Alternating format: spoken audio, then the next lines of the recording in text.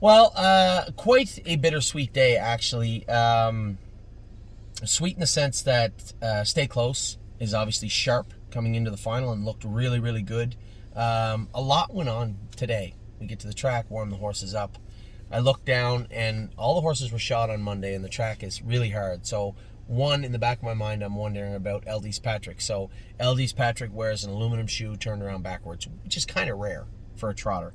Turned around backwards. Now, that shoe does not have a lot of absorption, right? It doesn't absorb shock very well.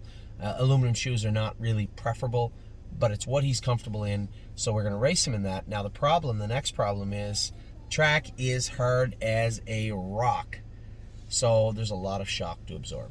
I don't really know if that's going to play a role. We don't warm him up a mile. I don't want to get him excited, so we just jog him. He's coming off the virus last week, so when he arrived home, it's a good 4-hour ship. When he arrived home last week, he would have got a shot of antibiotics and some fluids run into him. And then have an easy week, right? But what's an easy week when you're scoping with mucus? Is that the start of the virus? Is that the end of the virus? There's no way to really tell. So again, we'll have to rescope and take his blood tomorrow to see what is going on. And the reason I'm saying this, I'll get to that in a minute. So Eldys Patrick was out. Head check comes off, leaving the gate. I don't know why.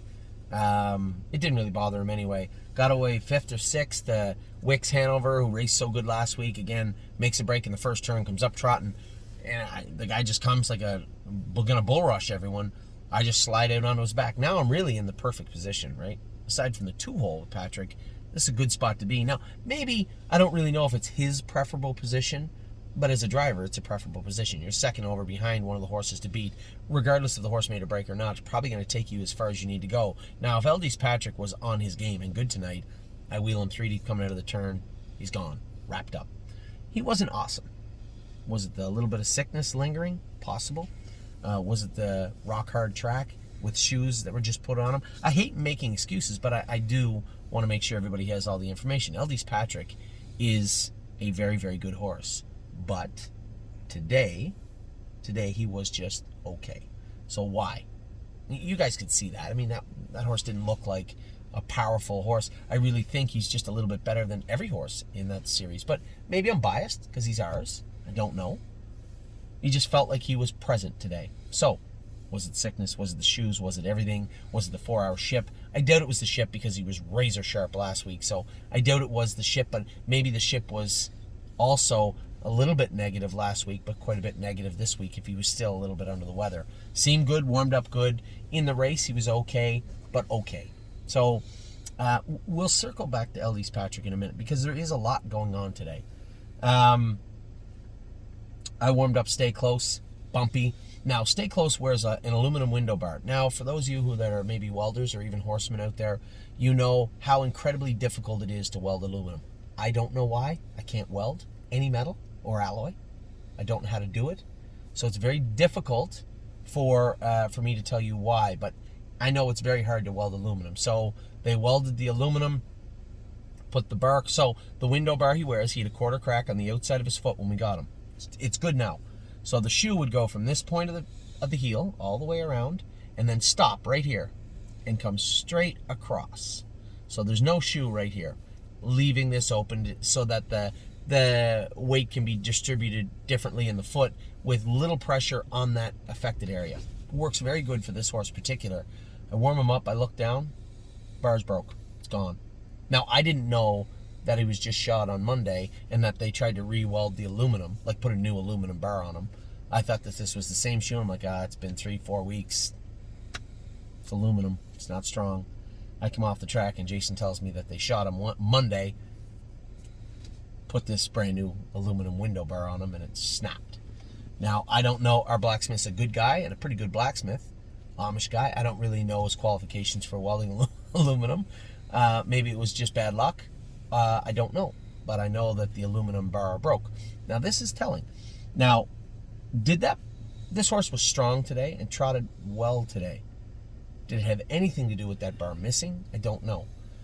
We're not going to take any chances. I said to Jason, put a new shoe on him next Tuesday. Put that shoe with the bar missing. And, there's still that open part of his foot out here.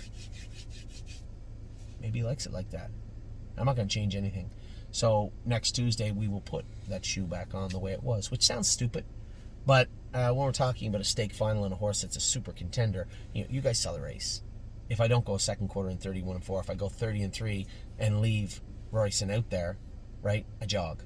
If I slide out onto Donato Pietre's back, we'll talk about what went on today also in that regard. If I slide out onto his back, I jog. If I drive him in any way except for the way I did, I jog. But he raced great, coming in sharp. Donato Pietri, a former horse of the stable.ca, won the division. Good mile. First over, 55 off half and 59. Big mile for him.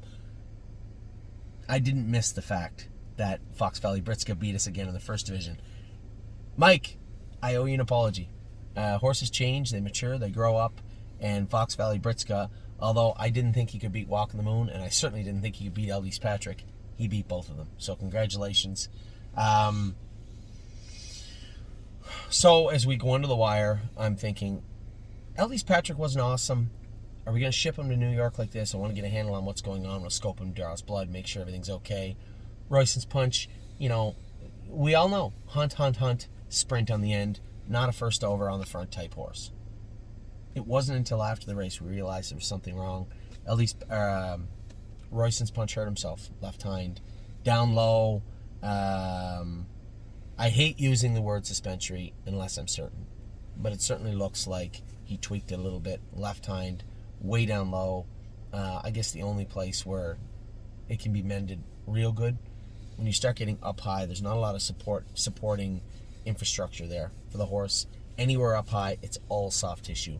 Down low, you're really close to the connectors of the sesamoid, obviously the pasture and the ankle. So he likely can't. No, not likely. He's not racing in the final. Royson's Punch not racing in the final. So where does that leave us?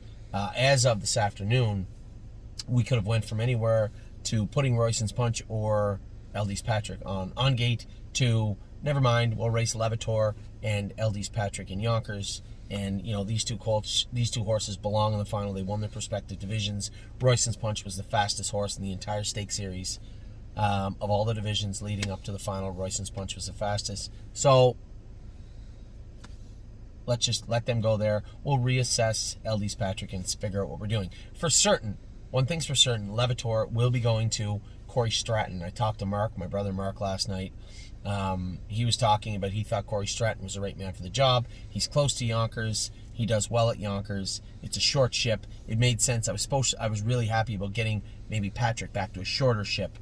But now with the injury to Royson's Punch, it looks like Eldest Patrick can probably race down here. That may not be a great thing anyway. I want to see how his blood looks. I want to see how his scope looks tomorrow also. So there's no slam dunk out of the woods. If it turns out to be that way, I am going to, now I talked to James, he said he didn't know if he wanted to come down, so he's thinking about, no, one way or another he's coming down. I'll kidnap him if I have to, but he's going to drive Eldest Patrick if we decide to race him in the final, and I'll drive Stay Close. Royson's Punch, I know it's unfortunate. I just made a video for my partners on Royson's Punch. Nice little horse, very bright future, but for right now, it is what it is. It looks like it's an injury. The extent of the injury, I'll let you know. I mean, it's not like he had to be carted away. We'll let you know the extent of the injury, and it will heal. It won't be his last time we'll see Royson's Punch. He'll be back at some point in a useful form. The good news is small horses like him, they don't carry a heavy workload, right? They don't carry a lot of weight, a lot of torque, a lot of pressure. So they do heal up quick, and you will see Royson's Punch back again at some point. So for right now, Levitor will be heading to New York to the Corey Stratton stable. I don't think we'll send Eldest Patrick. I think we'll race him here in the final. I just don't know. Ultimately, I've talked about this. I've talked this through for over a week with everybody.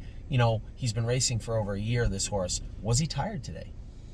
I don't think so.